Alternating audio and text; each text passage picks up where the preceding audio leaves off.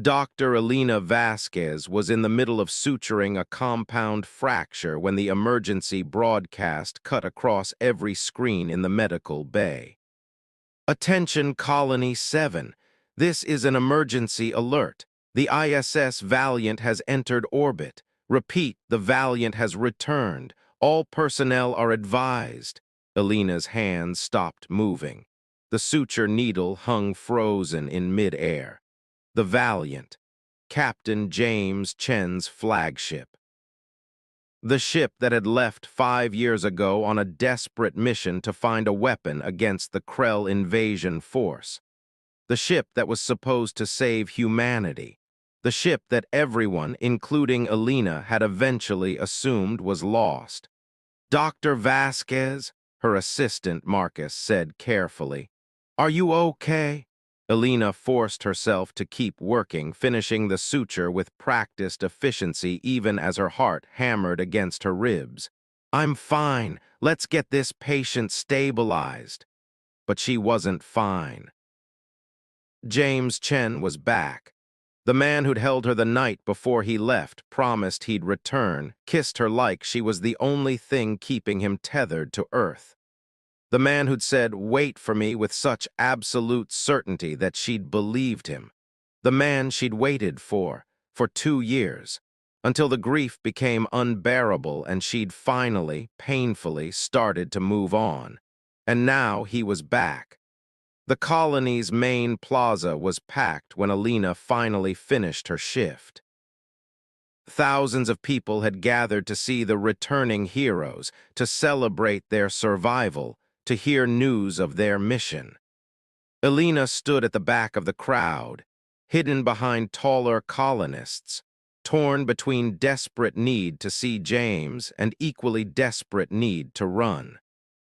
The Valiant's crew appeared on the platform, lean, hardened, carrying themselves like soldiers who'd seen hell and walked back out. At their head was Captain James Chen, looking older than his 38 years, his face marked with new scars, his dark eyes holding shadows that hadn't been there before. But alive, whole, real, Elena's breath caught in her throat. Citizens of Colony 7, James's voice carried across the plaza, amplified by the speakers. 5 years ago, we left on a mission many called suicide. We were tasked with finding a weapon, a technology, anything that could turn the tide against the Krell.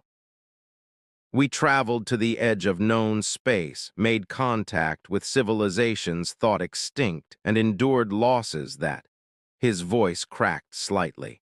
That cost us dearly. He held up a data chip. But we succeeded. We have the weapon, the specifications for a shield technology that can protect our colonies and an offensive capability that can push the Krell back. Earth Command is already implementing the designs. The war isn't over, but for the first time in a decade, we have hope. The crowd erupted in cheers. Elena felt tears on her cheeks, relief, joy, grief, anger, all tangled together into something too complex to name. James scanned the crowd, clearly looking for someone, looking for her. Elena turned and fled. She made it back to her apartment before the shaking started. 5 years. 5 years of waiting, grieving, slowly rebuilding herself into someone who could function without him. 5 years of learning to be alone, to be independent, to stop jumping every time she heard footsteps that might be his. And now he was back, and every carefully constructed wall she'd built was crumbling. Her comm unit chimed. She knew without checking who it was. She let it ring. It chimed again, and again, 7 times before finally going silent. Then came the knock on her door. Elena! His voice muffled through the door, but unmistakably his. Please, I know you're in there, I just want to see you. She pressed her back against the wall, breathing hard, feeling like she was drowning. I waited for you, she heard herself say, loud enough for him to hear through the door. For 2 years, James, 2 years of not knowing if you were alive or dead, 2 years of going to bed every night wondering if I'd ever see you again. I know, I'm sorry, Alina, please open the door.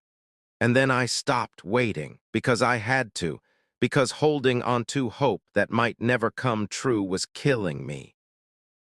Her voice broke.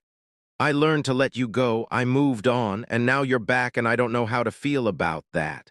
Silence. Then quietly, is there someone else? The question hit her like a slap. That's what you ask after 5 years? I need to know. Elena yanked the door open, fury finally overriding fear. Yes, there was someone else, Marcus, my medical assistant. We dated for 8 months. It was nice, it was safe, it was uncomplicated. And I ended it 3 months ago because I realized I was using him as a shield against the ghost of you. James stood in the hallway, looking exhausted and hopeful and heartbroken all at once. Up close, she could see how much he'd changed. New scars, lines of pain around his eyes, silver threading through his black hair. But those eyes were the same, looking at her with the same intensity that had made her fall in love with him 6 years ago. "Can I come in?" he asked quietly. She should say no. Should protect herself, should slam the door and go back to the careful numbness she'd cultivated. Instead, she stepped aside. James entered her apartment like he was walking into a shrine. His eyes tracked over everything, the furniture she'd rearranged, the pictures she'd taken down, the empty spaces where his things used to be. "You redecorated," he said. "I moved on. That's what you're supposed to do when someone leaves and doesn't come back. I came back. 5 years later." Alina's voice rose despite herself. 5 years, James. You left me with a promise and a kiss and nothing else. No messages, no way to know if you were alive. Earth Command declared the Valiant lost 18 months into your mission. They held memorial services. Your name is on the monument. We were beyond communication range, deep in uncharted space. There was no way to send messages back. I know that. Rationally, I know that. But it doesn't change what it did to me. She wrapped her arms around herself. Do you have any idea what it's like to grieve someone who might not be dead? To hold on to hope that's slowly poisoning you? To finally let go and then have them walk back into your life like no time has passed? James stepped closer. I thought about you every day, every single day. When things got bad, and they got really bad, Alina, the thought of seeing you again was what kept me going. You were my reason to survive. That's not fair. You can't put that on me. I'm not trying to. He ran a hand through his hair, frustrated. I'm trying to explain that I didn't leave you. I left to save humanity, and I spent every moment of those 5 years planning to come back to you. But I'm not the same person you left behind, Alina said, and it was the truth she'd been avoiding since she saw the broadcast. I'm not that girl who believed love could survive anything. I'm harder now, more cynical. I've seen too much death in this colony's medical bay. I've lost too many patients, lost too many people I cared about, and I've learned not to count on promises. What are you saying? I'm saying I don't know if I can do this, be with you, trust you, let myself love you again. Tears streamed down her face. I'm saying I'm not ready. The devastation on James's face was almost unbearable. Should I have stayed dead? Is that what you wanted? No, God, no. I'm glad you're alive. I'm glad you succeeded. I'm glad humanity has hope now. She swiped at her tears. But I need time. I need space to figure out how to fit you back into my life, or if I even can. James was quiet for a long moment. Then he nodded slowly. Okay, I understand. Do you? No, but I'm trying to. He moved toward the door, then stopped. For what it's worth, I know I hurt you. I knew when I left that it might destroy us. But I also knew that if I didn't go, if we didn't try to find a solution, the Krell would eventually destroy this colony and everyone in it, including you. I couldn't live with that.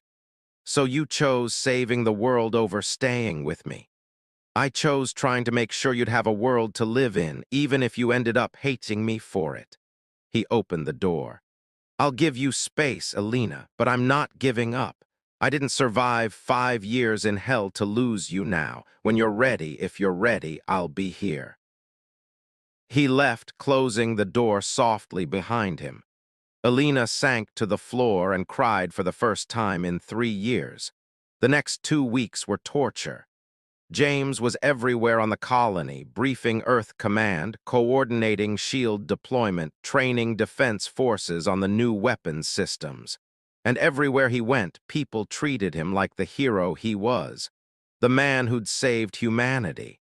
Alina avoided him, changed her route to the medical bay, declined invitations to events she knew he'd attend. Buried herself in work, but she couldn't avoid the news feeds, couldn't avoid seeing his face on every screen, hearing his voice in every broadcast, couldn't avoid the constant reminders that he was here, alive, within reach. Her colleague and friend, Dr. Sarah Kim, finally confronted her. "Okay, enough, we're talking about this."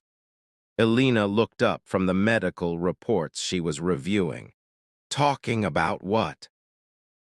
About the fact that the love of your life came back from the dead and you're hiding from him like he's carrying plague. I'm not hiding, I'm working. You're working 18-hour shifts and sleeping in your office. That's hiding. Sarah sat down across from her. Alina, I was here when he left. I saw what it did to you. But I also saw you put yourself back together. You're stronger now than you were then, strong enough to face this. What if I face it and realize we're over, that too much time has passed? Then you'll know, but right now you're in limbo, and that's worse than any answer. Alina put her head in her hands.